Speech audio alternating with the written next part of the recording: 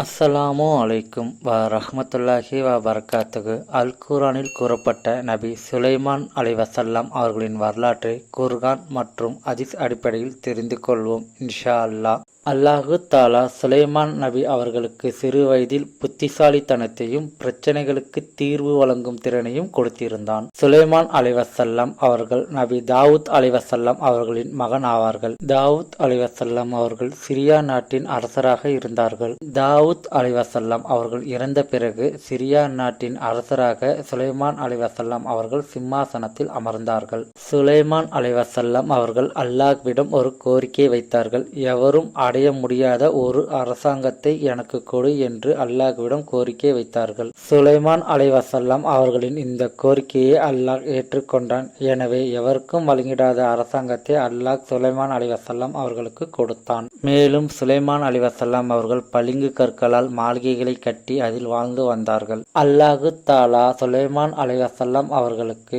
ஏராளமான அற்புதங்களை கொடுத்திருந்தான். பறவைகளை வசைப்படுத்துதல், ஜின்களை வசைப்படுத்துதல் போன்ற அற்புதங்களை கொடுத்திருந்தான். சுலைமான் அலைவசல்லாம் அவர்கள் பறவைகளின் மொழியும் பறவைகளுடன் பேசும் திறனையும் பெற்றிருந்தார்கள். மேலும் அல்லாஹு தாலா சுலைமான் அலைவசல்லாம் அவர்களுக்கு காற்றை வசப்படுத்தி கொடுத்திருந்தான். எனவே சுலைமான் அலைவசல்லாம் அவர்கள் தான் எங்கு போக விரும்பினாலும் காற்று அவர்களை தூக்கி அந்த இடத்திற்கு கொண்டு செல்லும்.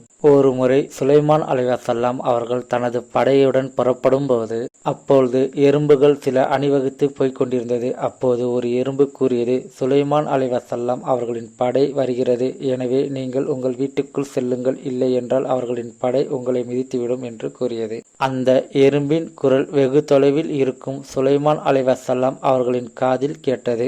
அரசவையில் இருக்கும் பறவைகள் தன் சிறகுகளை விரித்து சுலைமான் அலைவசல்லாம் அவர்களுக்கு நிழலை தரும். ஒரு நாள் சுலைமான் அலைவசல்லாம் அவர்கள் தனது அரசவையில் ஹூத் ஹூத் பறவையை காணவில்லை என்று உணர்ந்தார்கள். பின்பு சுலைமான் அலைவசல்லாம் அவர்கள் அந்த பறவை எங்கு சென்றது என்ற காரணத்தை அதை சொல்லவில்லை என்றால் அதை நான் தண்டிப்பேன் என்று சொன்னார்கள். பின்பு அந்த பறவை வந்தது.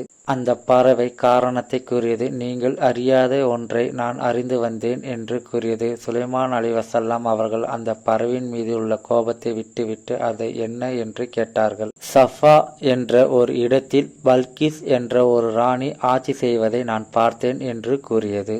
மேலும் அந்த பல்கிஸ் ராணிக்கு தேவையான அனைத்தும் சிறப்பாக வழங்கப்பட்டது. சிறப்பான அரியாசனமும் வழங்கப்பட்டது. ஆனால் பல்கிஸ் ராணியும் அவர்களது மக்களும் அல்லாஹ்வை வணங்காமல் சூரியனை வணங்கி கொண்டிருக்கின்றார்கள். ஷைத்தான் அல்லாஹ்வை வணங்குவதை விட்டு அவர்களை வழிகெடுத்து விட்டான் என்று கூறியது. உடனே சுலைமான் அலைவசல்லாம் அவர்கள் பல்கிஸ் ராணிக்கு ஒரு கடிதத்தை எழுதி அது ஹூத் ஹூத் பறவையிடம் கொடுத்து அனுப்பினார்கள். அந்த பறவை கடிதத்தை பல்கிஸ் ராணியிடம் கொடுத்தது. அந்த கடிதத்தை பல்கிஸ் ராணி பிரித்து படித்தார்கள். அதில் அல்லாஹ் ஒருவனை வணங்குங்கள், அல்லாஹ்வை முற்றிலும் வழிபடுங்கள் என்று எழுதியிருந்தது. பின்பு அந்த கடிதத்தை பல்கிஸ் ராணி தனது ஆலோசகர்களிடம் காட்டினார்கள். அதை பார்த்துவிட்டு அவர்கள் சுலைமான் அலைவசல்லாம் அவர்கள் மீது படையெடுக்கலாம் என்று கூறினார்கள்.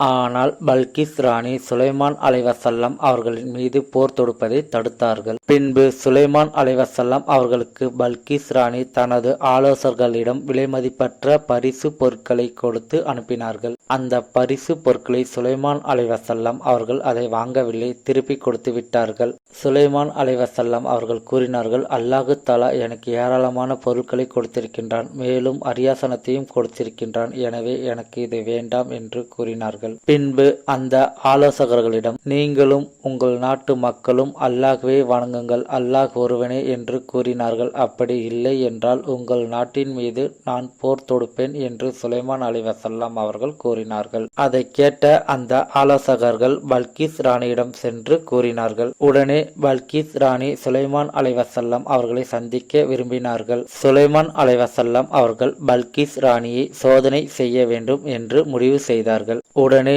சுலைமான் அலைவசல்லாம் அவர்கள் ஜின்களை பார்த்து, பல்கிஸ் ராணி என்னை பார்க்க வந்து கொண்டிருக்கின்றார்கள், எனவே அவருடைய சிம்மாசனத்தை யார் இங்கே எடுத்து வருவீர்கள் என்று கேட்டார்கள். அதில் ஒரு ஜின், நீங்கள் இந்த இடத்தில் இருந்து ஏந்திரி இருப்பதற்குள் அந்த அரியாசனத்தை நான் எடுத்து வருவேன் என்று கூறியது. மேலும் இன்னொரு ஜின் கூறியது, நீங்கள் கண் சிமிட்டும் நேரத்தில் அந்த அரியாசனத்தை நான் கொண்டு வருவேன் என்று கூறியது. அந்த ஜின்கள் கூறியபடி பல்கிஸ் ராணியின் அந்த அரியாசனத்தை எடுத்து வந்தன. அந்த அரியாசனத்தை கொஞ்சம் மாற்றி அமைத்தார்கள். பல்கிஸ் ராணி வந்தார்கள். அந்த அரியாசனத்தை பார்த்து ஆச்சரியப்பட்டார்கள். அப்பொழுது சுலைமான் அலைஹிஸ்ஸலாம் அவர்கள், இந்த அரியாசனம் உங்கள் அரியாசனம் போல் உள்ளதா என்று கேட்டார்கள். ஆமாம், என்னுடைய அரியாசனம் போல் உள்ளது என்று பல்கிஸ் ராணி கூறினார்கள். பின்பு சுலைமான் அலைஹிஸ்ஸலாம் அவர்கள் பல்கிஸ் ராணியை அவர்களது மாளிகைக்குள் அழைத்து சென்றார்கள். மாளிகைக்குள் சென்றவுடன் பல்கிஸ் ராணி அதிர்ச்சியில் பிரமித்து நின்றார்கள். அந்த மாளிகையின் தரையில் தண்ணீர் நிற்பது போல் காட்சியளித்தது.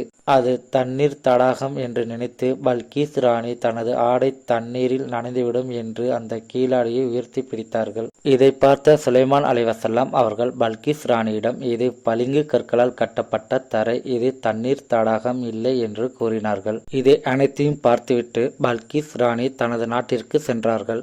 பின்பு பல்கிஸ் ராணி அல்லாஹ்விடம், இறைவா, இதுவரைக்கும் நான் அறியாமையில் சூரியனை வணங்கி வந்தேன். என்னை பின்பற்றி என் நாட்டு மக்களும் வணங்கி வந்தார்கள். இனி ஒரே இறைவனும் சுலைமான் அலைஹிஸ்ஸலாம் வணங்கி வந்த இறைவனுமாகிய உன்னை நான் ஏற்றுக்கொள்கின்றேன் என்று கூறி இஸ்லாத்தை தழுவினார்கள். பின்பு இறுதியாக சுலைமான் அலைஹிஸ்ஸலாம் அவர்களுக்கு மரணம் நெருங்கியது. சுலைமான் அலைஹிஸ்ஸலாம் அவர்கள் தனது கைத்தடியை பூமியில் நட்டு அதில் சாய்ந்தவாறு நின்று கண்கள் நிலைத்து நின்ற போது அவருடைய உயிர் பிரிந்தது. இது அங்கு இருந்த ஜின்களுக்கு தெரியவில்லை. சுலைமான் அலைஹிஸ்ஸலாம் அவர்கள் நம்மை பார்த்து கொண்டிருக்கின்றார்கள் என்று எண்ணி அந்த ஜின்கள் அனைத்தும் மும்முரமாக வேலை செய்து கொண்டிருந்தது. சுலைமான் அலைஹிஸ்ஸலாம் அவர்களின் கைத்தடி பூமியில் இருந்த கரையான்கள் அரித்து அந்த கைத்தடி சரிந்த பின்பு சுலைமான் அலைஹிஸ்ஸலாம் அவர்கள் கீழே விழுந்தார்கள். அப்பொழுதுதான் தெரிந்தது ஜின்களுக்கு சுலைமான் அலைஹிஸ்ஸலாம் அவர்கள் இறந்து விட்டார்கள் என்று. பின்பு ஜின்கள் அந்த இடத்தை விட்டு போய்விட்டன. நபி சுலைமான் அலைஹிஸ்ஸலாம் அவர்களின் வரலாற்றை நாம் தெரிந்து கொண்டோம். இன்ஷா அல்லாஹ் இதை நாம் குழந்தைகளுக்கு சொல்லிக் கொடுப்போம். அஸ்ஸலாமு அலைக்கும் வ ரஹ்மத்துல்லாஹி வ பரகாத்துஹு.